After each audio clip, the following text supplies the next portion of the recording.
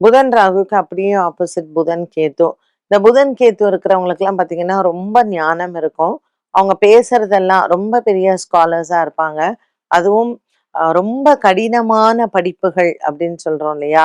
அந்த மாதிரியான ஒரு படிப்பு. ஏன் இவ ரொம்ப சர்வசாதாரணமா, ரொம்ப ஒரு இன்டெலெக்ட்டா இருப்பாங்க. ஸோ புத்திசாலித்தனம் அப்படிங்கிறது வேற. ஒரு ஹைலி ஸ்காலர் அண்ட் இன்டெலெக்ட்டோட சேர்ந்த ஒரு ஆ படிப்பு அப்படிங்கிறது வேறு இல்லையா?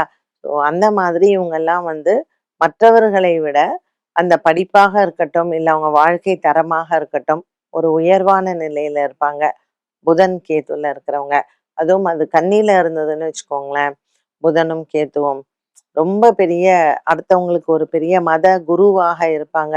அவங்கள இந்த உலகமே பாராட்டுற அளவுக்கு, அவங்க கால்ல விழுந்து வணங்குற அளவுக்கு ஒரு ஆன்மீக தலைவராகவும் இருப்பாங்க. குரு கூடவே இருந்தா கன்னியில.